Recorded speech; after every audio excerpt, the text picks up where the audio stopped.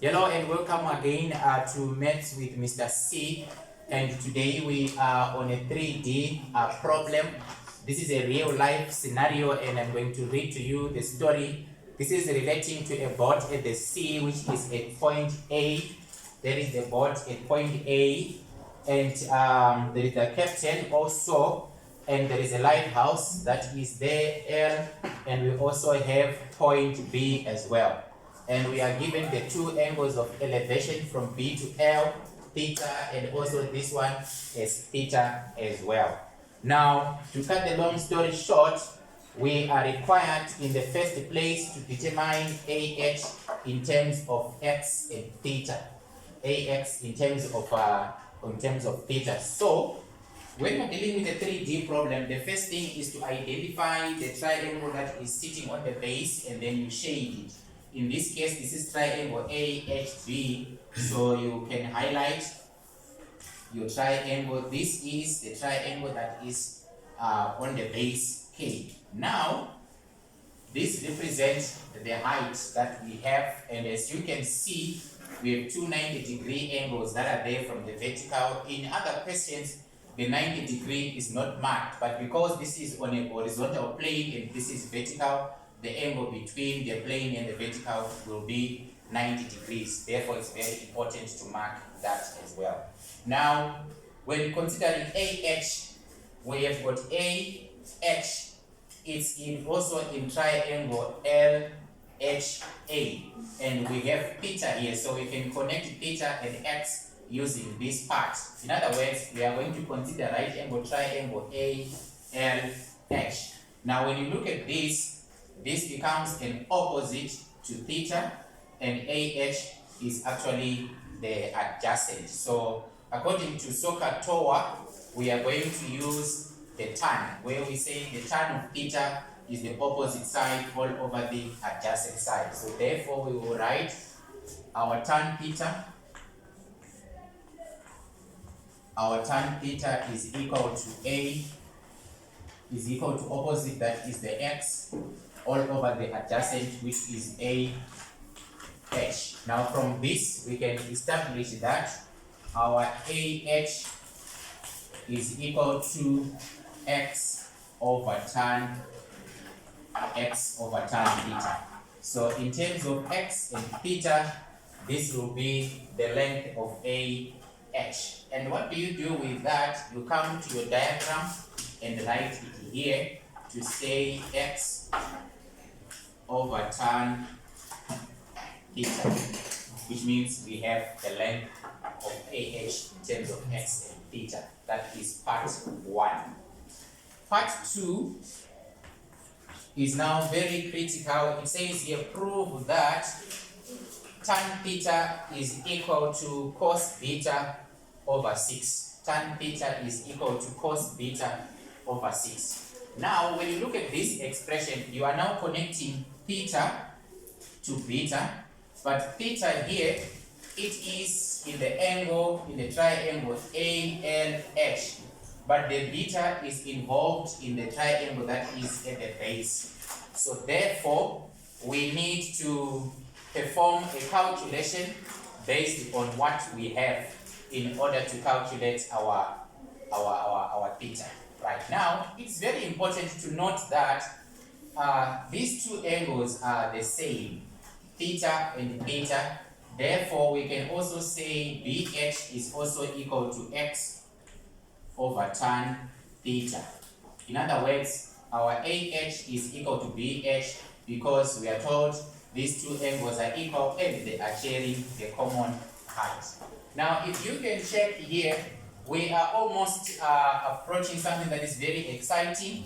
We now have two sides that we have, and then we also have this side as well, and this one as well. Now, if we can check in trig, we can use the cosine rule, the sine rule, as well as the area rule. So in this case, if I want to check A is directly connected to this one, and then we also have these sides, the two sides that we have got 12x is connected to this angle at H, and we also have this angle here is connected to this one that we have here. So we can use different methods in order to connect what we have in this system. Now, if we are to calculate BH from the cosine rule, it will make use of this angle as well as the two included sides. So we are going to go by the cosine rule. And what does it mean? We are going to say the calculation of HB connected to the 2. So we can write our cosine rule as follows.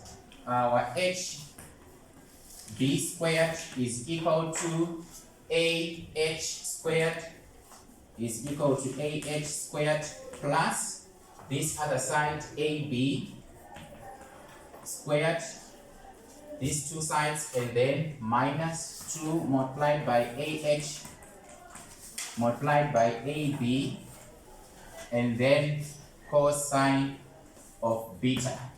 So we have a statement that we have which is based on the cosine rule, but our HB, if you can check, it's x over tan theta, so we have substitutions, x over tan theta, but this is squared, is equal to our AH is also x over tan theta, so x over tan theta, and this is also squared, plus our AB is 12x squared, so we have 12x here.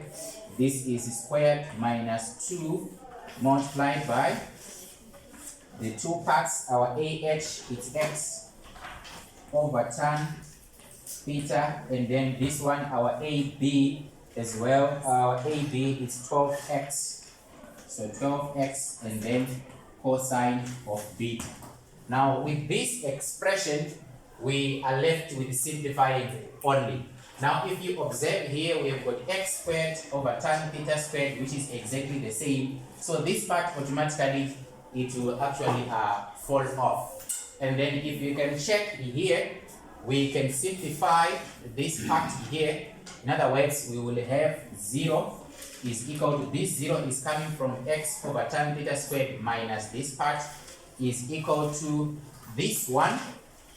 It's actually 12 to the power 2. This is 144 x squared minus. Now if you look at this one, it gives us 2 times 12, which is 24. So this will be 24x all over tan theta, and then we have our cos beta at the end. So 2 times x is 2x, times that one is 24. So this is actually 24x squared, because we've got x and x. Now proceeding, we want to make tan theta subject of the formula.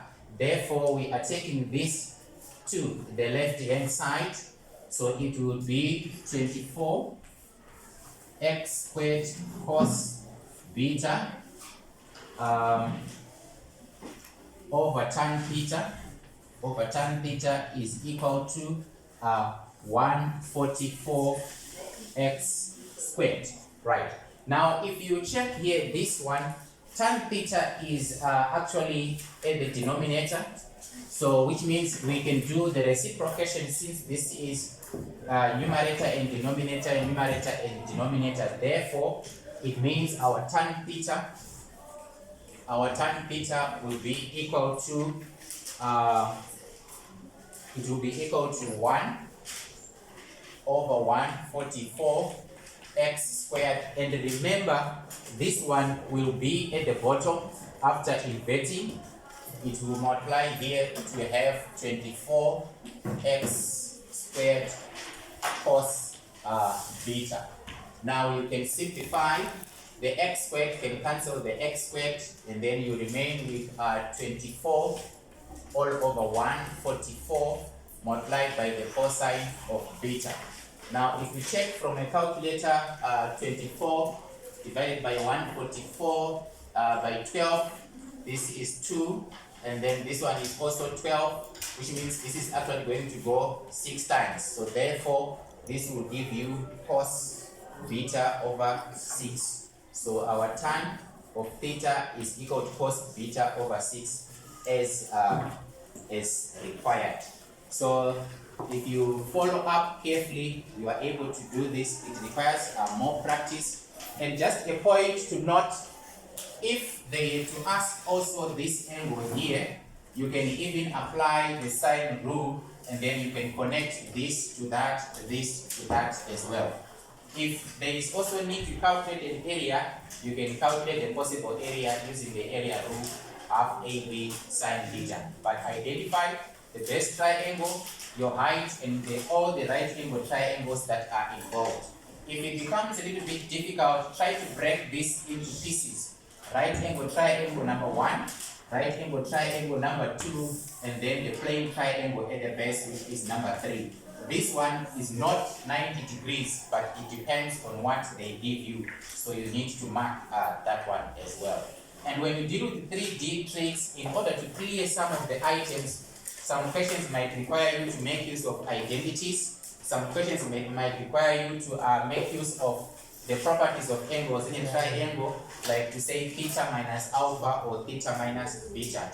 But with more practice, you'll see the different types of questions that are asked when you deal with 3D tricks. I hope you enjoy watching this one, and don't forget to like, subscribe, and share as we practice towards our exams. Ta-da!